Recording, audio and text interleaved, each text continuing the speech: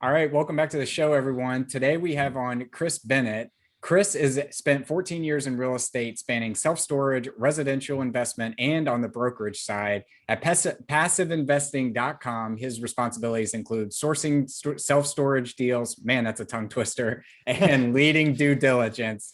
Today, we're going to talk to Kris about all things self-storage because this is a super interesting asset class that I'm still learning more about. So I'll stop there and just say, with that, Kris, welcome to the show.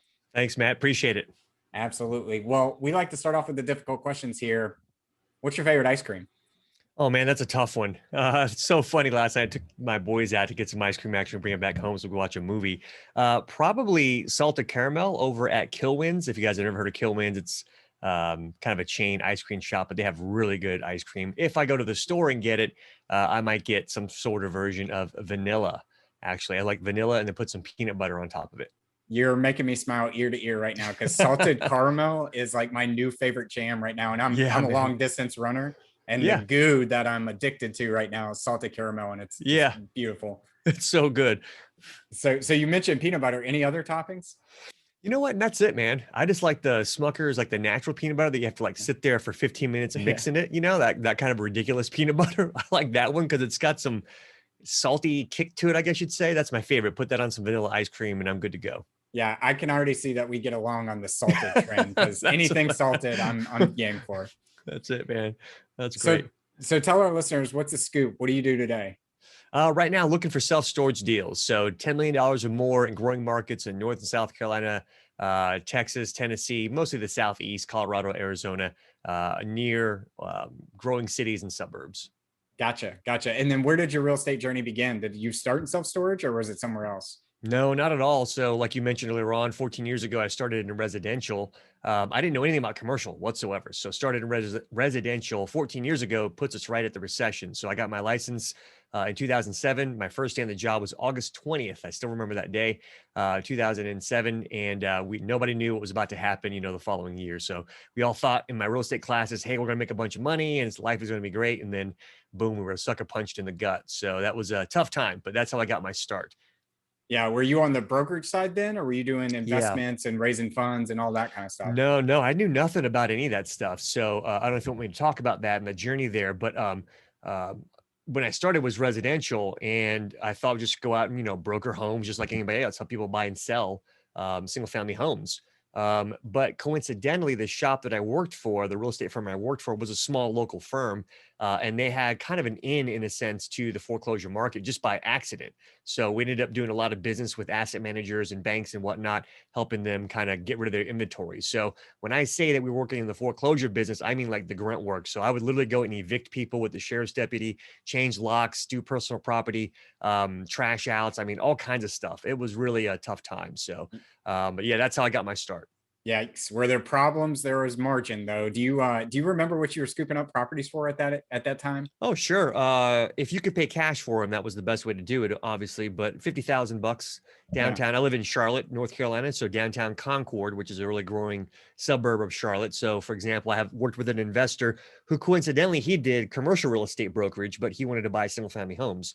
So he and I would do deals together. He bought 50,000, 75,000, whatever. He would buy him cash and then refinance them after he put a tenant in him later on. So he would always recycle his capital. But we did several deals together, and then other investors too who were looking for deals. But I'm anywhere around 50 to 75,000, which is like mind-boggling to think of now.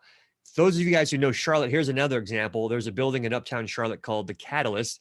We call up downtown uptown. I don't know why, so that's why I said Uptown Because you're Charlotte. cool, trendy. Yeah, exactly. I don't know. Trying to be cool down here. Anyway, Uptown Charlotte called the Catalyst. If you got on the maybe it was let's call it the 10th or 15th floor and above, you could see into Panther Stadium. So it's kind of a cool view. You can't do that anymore because they built up buildings around it, but at the time you could. That building was going to be all condos. You go and tour it. You get a one bedroom, one bath condo. Maybe let's call it I don't know 600 or 700 square feet, something like that. Not very big. Nice views. You can get that for under $200,000 at that time. You could get almost a penthouse in that building for under three. If you think about that for a quick second, market values have skyrocketed. If you'd have bought that, held on to it, you'd be sitting pretty. Yeah, Yeah. really nice. Yeah. Yeah, it's crazy you mentioned that because during that time, I live in Nashville, and right on Broadway, the main strip where all the honky tonk bars are, there was this abandoned 3-story building that my friend and I were looking at. Knew nothing about real estate at the time. We were just straight out of college, and they were selling it for $400,000. Brooks and Dunn, one of the country music stars down there, bought that bar, turned it into a 3-story bar, and I bet that property is worth $20 million now. I Oh mean, man, yeah, yeah. if we would have had the foresight to think about what would come through that. Well, that's everybody back then, right? So if you bought anything, you'd probably end up doing well today. You just have to hold on to it long enough. Yeah. It's just incredible. So Yep. Yep. So you went from kicking, evicting folks out of their homes when the foreclosure, basically kicking them out, but yeah, yeah.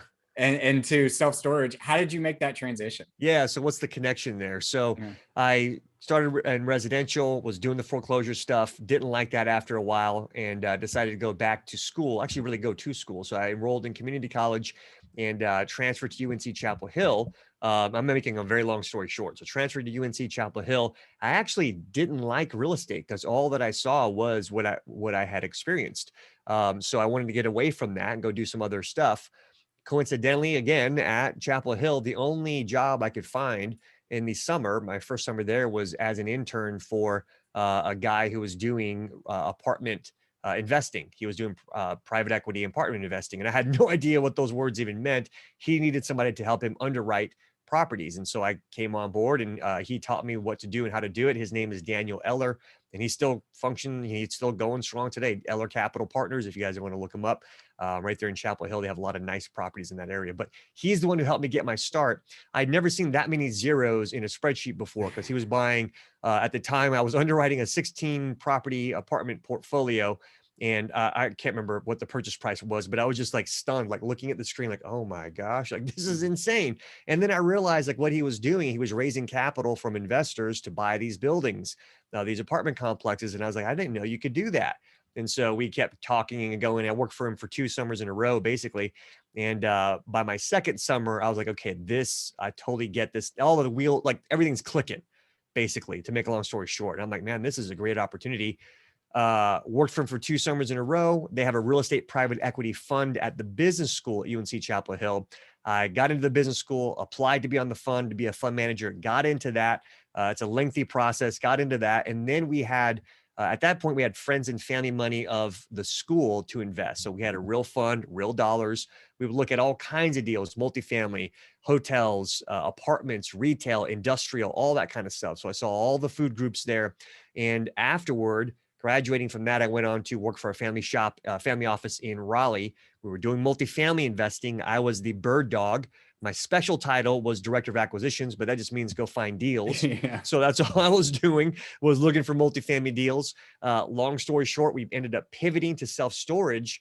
And I was able to compare the underwriting of the two, the market. I mean, everything regarding the two asset classes.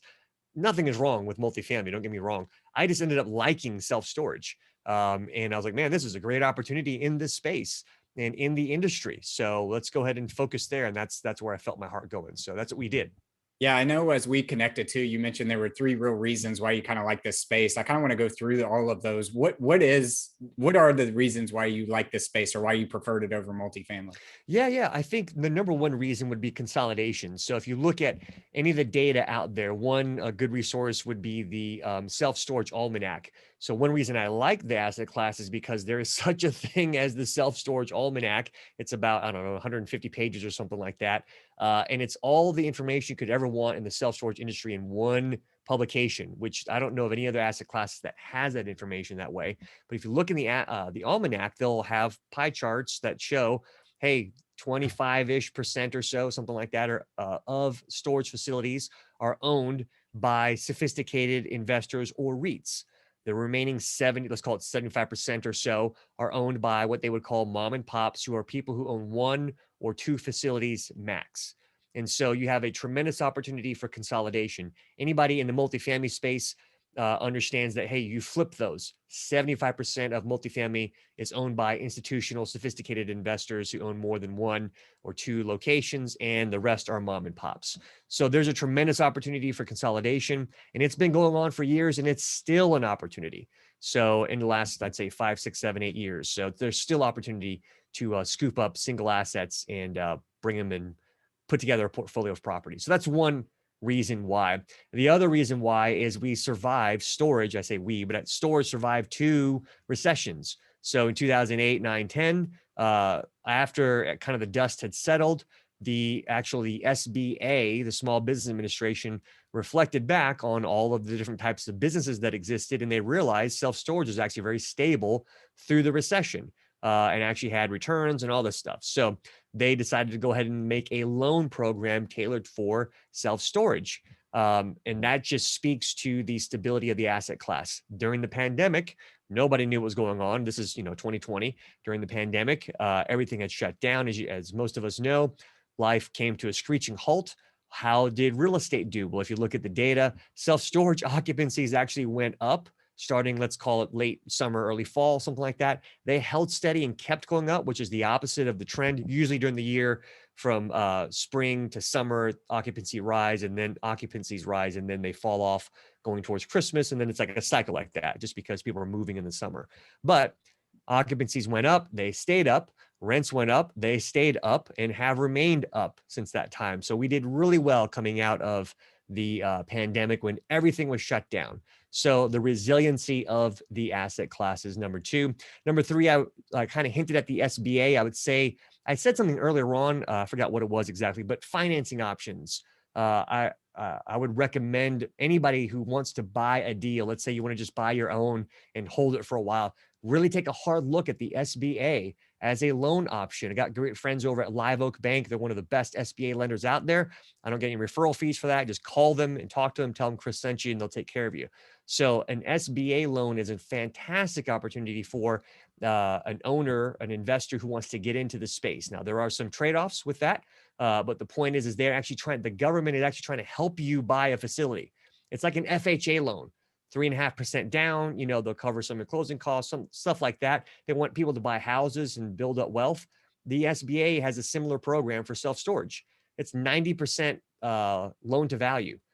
They will lend you some of the CapEx as well. So you can get a little bit higher than that if you need to. So 10% down, that's unheard of. So there's a lot of financing options. Plus banks, they know that storage did well during the last recession. Banks are willing to lend on storage now, even more so going forward. So I'd say those 3 things: consolidation, the financing options, and then just I forgot what the other one was that I said. I went so long. But anyway, those are the reasons why I would jump into the space. The stability. The stability. That's right. Is there a specific loan inside the SBA? I know there's like 7B and all that. There's kind a of 7A. 7A and a 506, I think it is, if I'm not mistaken. 7A and the 50. There's different nuances to each. So I think it's the 506, has basically 2 loans put into one, is long story short, and there's some nuance to that, et cetera. And then the 7A is kind of more like a straight up loan that you would think of when you go to any typical lender. Again, the trade-off is the rate is a little bit higher and it's floating, meaning it's variable. It's not fixed, but that's okay. If you think about your cost of capital and the equity, and let's say it's 7 or 8% or whatever, and the loan rate is 5.5 or something like that, that's okay because you're still paying a lower rate overall for the entire capital stack, right? Because you have a 90% loan to value on that property. So it's still a great option. I know one of the reasons why it's such a stable asset class is because if you think like Americans are consumers by nature, and there's probably a lot of people why you saw occupancy go up during the pandemic is because there's probably a lot of people that moved during the pandemic, whether they're moving out of coastal towns, whether they're moving out of big towns into rural areas and things like that. They'll just stuff it in a self-storage for a while. And all of a sudden people just continue to pay over and over and over again to stuff their, let's call it what it is, junk in an area where they don't even want it. Are there any other reasons why you think it's such a stable asset class, or any other reasons why you see it such a stable asset class? Yeah, I think the story that you just said. So usually people need storage because there's a change in their life, whether it's a death happened, a divorce happened, they're moving from one place to another, job relocation, or they're buying a new house, something like that, or downsizing from their previous home. Sometimes people have, like it goes along with death, they have something happen where they can't get rid of the stuff because there's sentimental value behind it. So to them, it's valuable. To us, it's just, what is this garbage that you guys have in here? Others, there's businesses that use it. We were touring a deal yesterday, actually, and the lady had her door open, and these were actually massive units. They had like 10-foot They were 10-foot doors. They were really big doors. And she had the whole thing rolled up, and she had a complete shelving system in there. So she was running a e-commerce business with stuff all over the shelves and Amazon, this and that, whatever. So there's a mix of reasons why, but once you get in, it's not like renting, let's just say it's an apartment or whatever. When you're in an apartment, you might stay there for 1 or 2 years, and that's max. And so you're going to, absorb whatever the rental rate increase is, but $50 or $100 rental rate increase is kind of substantial for people on a monthly basis. In self-storage, your rental rate might be $100. Well, if I raise it, your rent's 5%, that's only a $5 rate increase.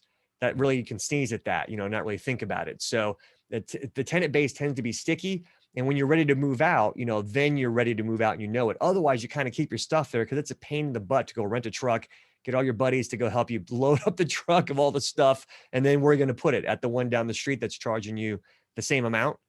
So it's kind of, there's a sticky tenant base there that are willing to accept those rental rate increases. Yeah. And I think one of the things that really attracts me to this asset is that specifically, but it's also the operating expenses, right? So when you think about it, you've really just got steel bars and some way to shut the door, and then some kind of automatic locking systems, et cetera. What are we looking at from a normal operating expense standpoint? Yeah. So before getting into the weeds on that stuff, you typically good expense ratio for self-storage facility is around 35%. So for every dollar that comes in, roughly 35 cents goes to expenses, then remaining 65 cents goes to the NOI. That's typical. Now, if you go to a smaller facility, that expense ratio might go up. So maybe it's 40 or 45%. If you're at a larger facility, that expense ratio can go smaller, sub 30%. We've seen it that way before. So it really just depends on a couple of things. One is your taxes. And then the second is if you have any payroll or on-site management. Those are the two largest expenses pretty much in any type of business, really, is your taxes and your payroll, but especially in self-storage. So so we can obviously get more nuance in that, but I think that's a good high level look at it. Yeah. And just for the listeners out there, to compare that to a multifamily, usually you're running at about a 50% operating expense standpoint in multifamily. So that extra 15 points going to the bottom line is massive. You mentioned everything in the Southeast, right? North Carolina, South Carolina, Tennessee, Florida, Georgia, et cetera. Where are you looking? Because one of my ideas when I think self-storage is to own a big self-storage facility near a lake where people pull their boats out and then they put them there in the winter, and then they just pay to keep the thing for the summer, that keep the unit for the summer. But I know that's probably a very ignorant way to look at it. Are there any particular demographics or any particular areas where you specifically look for self-storage? Sure. So for us, let me say this, that a facility in a rural market can work just as well as a facility at Main and Main in downtown Charlotte or whatever. So there's no downside as long as you can understand that market and know that you can rent units and how to go about doing that. There are rural deals that work really well. And there are people who coach and teach and all that kind of stuff to buy those kinds of deals because they aren't being targeted like by the larger groups like us and others, right? Makes a ton of sense. So let's just use that example you gave where, hey, my thought is go buy it near a lake where people have boats, et cetera, and they need the space and they keep it and they leave it there and whatnot. That works completely fine. That's a great strategy. As long as you know the people who are visiting the lake and the housing around the lake can actually afford your units, right? That's the key, right? Can they afford my units and what's the competition look like? That would be a completely great strategy. I know a guy who actually did that. Where we own a facility in Charlotte, for example, our parking is through the roof. Like we're asking people to move out because we're going to build a building there. And they're actually mad because they park their RVs and their boats in there and they have nowhere else to go. And for the price that we have, obviously now we've just raised rates 9%. So, cause they don't have anywhere else to go either, but still the point is like, that's a great strategy. So you might find a piece of property that only has, let's call it 10,000 square feet of units. It's got land in the back, another 2 acres or something like that. You could build more units, or you could turn that into a big parking lot, which probably at this point in time would be a great idea because metal's so expensive. But, you could do that and cash flow it very nicely. So that's a great strategy. There's nothing wrong with that whatsoever. But for us, what we're looking for, I mentioned earlier on, is growing cities and suburbs, North, South Carolina, et cetera. We want to buy deals that are $10 million or more. in those growing markets. And that's because of scale, economies of scale, right? So if we buy a larger facility, we can scale quickly in the market that we want to be in. Also, your debt terms are more favorable at that size. So when you get to a loan size, let's call it $10 million and up, you have now access to debt funds and other sources of capital that have a really cheap cost of capital, I guess you could say, and favorable terms, non-recourse debt, et cetera. So that's why we want to go larger and bigger. Plus, we're also, depending on when this comes out right now, when this episode comes out, we might already be in the midst of deploying capital. But right now, as of today, we're putting together our docs for a $50 million storage fund, self-storage fund. And so we need to obviously go after larger deals. That's what we want to do, the Class A type stuff built in the last maybe 10 to 15 years or 5 years or so. Lease up deals are as well. So we'll look at anything in good growing markets in those states that I mentioned earlier on, larger deals to get scale and to get favorable debt terms. But that's not everybody. And that doesn't have to be everybody. And it shouldn't be everybody, right? So if somebody wants to find a deal that and get an SBA loan and do exactly what you just said, that's a completely legit, awesome plan, I think. Yeah. And when you say $10 million, there are probably a lot of people out there that are like, wait a minute, I can't afford $10 million. But to your point, you can get a part of these funds or these syndications where you only have a limited amount of capital in there. And the fund is making all the decisions, doing the heavy lifting on the acquisitions, the management portion of it. And you're just sitting back passively and getting a great return. Your YouTube channel is one of the best I've seen on giving like detailed knowledge on due diligence and looking at things, et cetera. I know a couple nuggets I pulled out where if you're going in and the broker is always going to say that you can build new self-storage units on there, but they might not be able to accommodate it from a zoning perspective. You always want to go after it rains because you want to make sure that there's no flooding and things like that. Are there any other kind of tips that you could give us there if we're looking at self-storage units and want to go out and buy a mom and pop for a smaller scale unit?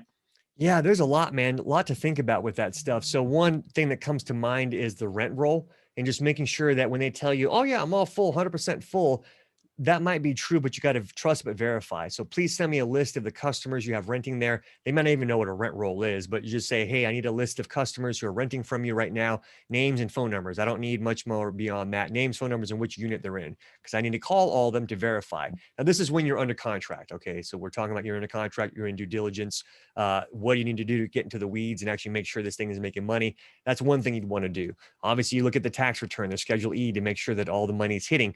Now, you're going to see some discrepancies there. Typically on a mom and pop, they're not gonna have all the income flow through to pay taxes on, right? So some of them take cash and they won't always report that cash, and that's okay. But as long as you can feel comfortable that people are actually warm bodies are in those units, what will happen is sometimes an owner, and owners do this, they'll put locks on the units and it looks like they're rented, but they're not actually rented. I've heard stories of owners doing that and then faking the income and expense reports to make it look like those units are rented, but they're actually not.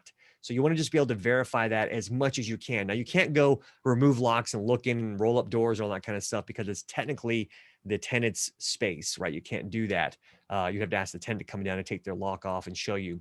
But all the due diligence that you can do would be to look at the rent roll, make sure it matches up what's there physically at the property, look at the financials and make sure that the money is hitting, and understand that, hey, if they're taking cash, it's probably not all hitting the bank account because they don't want to pay taxes on it.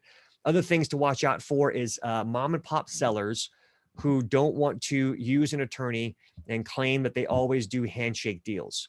I'm just going to tell you guys right now, your listeners might have the utmost integrity, all of us might have, the best intentions, but that's what contracts are there when things go wrong. And when something goes wrong, now we start thinking about, hey, what do I need to do to protect myself, right? And that's, if there's nothing on paper and it's not written down and I haven't signed anything, well, hey, too bad, so sad, Mr. Buyer, right? So you've already spent all the money on due diligence and this and that, and you don't have anything written down. You don't have any solid contract. The seller doesn't have an attorney. Like, those are the kind of the red flags. And I say that because we went through that on a deal. We actually put a deal under contract here in the Charlotte market. We lost a total of, let's say, $6,000. Now, that was all seller default. We were under contract. We could have sued him for something called specific performance, meaning to force him to sell the facility to us. But at that point, it just wasn't worth the hassle and the headache. And he kept saying through the process, "Oh, I don't want to use an attorney, this and that." We had an actual legit contract, but he didn't have an attorney. He didn't have all this other stuff. And we said, you know what, this is not worth the effort. So you got to watch out for that sometimes and just make sure that they're willing to do what they say they're going to do. Yeah, and if we've piqued your interest at all here on this show, then go check out Kris's YouTube channel because you have multiple hours of doing due diligence, underwriting, how you can find all that stuff out. I want to switch us to the last portion of the show here called the 5 toppings. The first topping is, what is your favorite book? Man, favorite book for business, I would say, is for life, I would say, is the Bible. There's a lot in there that might surprise some of your listeners, but there's a lot of good information in there. And it's not just stories about talking snakes and people eating fruit in the garden and all this kind of stuff, right? There's a lot of other information in that book that can help guide your life, especially in the book of Proverbs and life in business and in general. So I would recommend that. As far as real estate is concerned, man, that's a tough one. There's actually a textbook I really liked when I went through school, and I still have it. It's highlighted. It's over there. Commercial Real Estate Analysis and Investments. Commercial Real Estate Analysis and Investments. Really great book. A little technical, but great book. Yeah, I love it. You're the first one to say a textbook on the show, so you're an nerd, and So I'm a nerd. Yeah. The second one is, what's something that you do every single day? Generally speaking, I have a routine where I get up. I have personal time, usually some exercise time, and then I jump into what it is I need to do for the business for the day. So in my actual files here on my computer, it's laid out that way. So I have like number 1, and then I have a file for that. Click on that. Number 2 is this, and I just follow them. 1, 2, 3, and 4. By the time I get to 4, that's everything regarding passiveinvesting.com.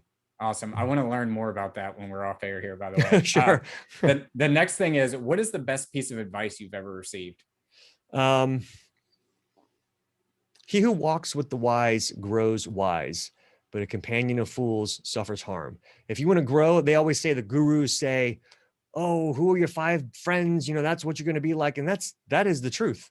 And what I quoted there was actually from Proverbs. So if you want to become a real estate investor, eat, live, and breathe, right? Real estate investing, and then surround yourself with those types of people. I'm not saying cut all your friends off who aren't doing that stuff. So, but I am saying surround yourself with people who are going where you want to go, who are already where you want to be, and you'll get there. Absolutely. And by listening to the show, people are already doing that, because that's how I did it during the pandemic. That's how I've done it for multiple years now, is I just surround myself when I'm working out. In my ears is always a real estate podcast or an investing podcast. And those are the people I hang out with, I think. There it is. Yep. What's the thing you're most proud of in your life? My family. And I know that sounds kind of cheesy, like, oh, your family. Well, I went through a lot of physical issues in my 20s with my intestines, and I had a surgery and all this stuff. My wife stuck with me through all that. We had 2 kids while we were at Chapel Hill, actually. So I had one when I went there. He was 2 years old, roughly. And then we had another one there at the school. We just had our 3rd last year during the pandemic. And I just think that we've been through a lot as a family. So I'm really proud of that, actually. Proud of my boys. They're actually great boys. Obviously, my babies. He's awesome. But the other 2, they're 9 and 6, and they're fantastic. So I'm very proud of what we put together, my wife and myself. So that's awesome, man. If you could sit down and eat a bowl of ice cream with anyone, who would it be and why? That's a great question, man. I would probably sit down. I'm actually reading, or just finished up, Steve Schwarzman's book, What It Takes. Is it any good? You know what it is? You have to kind of see past a little bit of the kind of the me stuff, because a lot of it's an autobiography. So it's just going to be all about me and how great I am. So you kind of have to look through that to see what he actually went through to build Blackstone. And he talks about that and how they were rejected, I think, over 100 times when they were trying to raise capital in the beginning. So it's a great book. There's some ups and downs in it where some parts are better than others. But overall, just his tenacity, and then the fact that he dreamt big. So another great book is by Gary Keller. He has a couple of them. The One Thing, The Millionaire Real Estate Investor, which I really love, and a few others. But he talks in that book about having big goals, big vision, and then taking big action. Well, Steve Schwarzman says the same exact thing. He says, have a dream or a goal big enough with rewards big enough to warrant your time, because it's as easy to do a small deal as it is a big deal. We're talking about $10 million deals earlier. That's what we're looking for. Some people are like mind blown, like I can't even do a $10 million deal. It is the same effort to do a $10 million deal as it is a $1 million deal. That's right. In some cases, it's more difficult to do the $1 million deal. The financing is more difficult. The seller is more difficult to work with. There's a lot of headaches dealing with that stuff. Whereas on the 10 million, it's institutional kind of. The reports are there. The financing is there. The information is there. There's nothing really hidden because they don't want that reputation in the space. So it's just as easy as to do something big as it is to do something small. It's better to dream big. So I probably would sit down with Steve Schwarzman or maybe Gary Keller, because I really actually think he's a great mentor and teacher as well. Yeah, I gave Steve Schwartzman's book to my father for Christmas last year, and I might have to steal it from him and read it, because I've learned, the more I learned about him, Blackstone is massive, and I think he had 100 meetings. He didn't get anything, and his first investment was like $100 million. So what do you do with that kind of money? Would be crazy. His partner, it's funny because his partner, Pete, said, let's do a $50 million fund. They were actually trying to do leverage buyouts, which is this is exactly what we do in real estate. We buy a property, we fix it up, and we flip it, right? Or sell it off. That's what they're trying to do with businesses, but it was a new concept back then called leverage buyouts. They had never done one. So Pete was like, let's do a $50 million fund. We'll start small and go bigger. And he said, no, we're going to do $1 billion fund. And so that's what they did. That's what they tried to go after. And I think they ended up raising 900 million or something like that. Yeah. So small. pretty close to it. Yeah. In the 80s. Small little fund. Yeah. So anyway. Awesome. Well, Kris, this has been wonderful. You've helped me gain a lot of insight into the self-storage market, and hopefully our investors as well, and our listeners. If people wanted to learn more about you, where could we point them? Passiveinvesting.com is our main website. If they want to join the Passive Investing Club and learn more about our fund, please do so. Go to passiveinvesting.com. If you want to connect with us, like on our podcast or YouTube channel, you can check it out, Storage Investor Nation, on Apple Podcasts or wherever you listen to your podcast, and also on YouTube as well. Now, if you look me up, you might be a little confused, like, Kris, why there's 2 channels and 2 podcasts. I had a podcast and a YouTube channel. I've slowed off of that because I've transitioned over to passive investing and the Storage Investor Nation stuff that we're doing. And so that's why I need to put a pretty bow on it. Hopefully by the time this comes out and people are listening, I will put a little wrap up on the podcast for everybody. Awesome. Well, thank you again for your time. I hope we get a chance to have you back on the show to talk deeper, because you are a wealth of knowledge on demographics, technology, and trends in this space. Awesome. So. Yeah, love to do it. Thank you, Matt. Appreciate it. Thank you.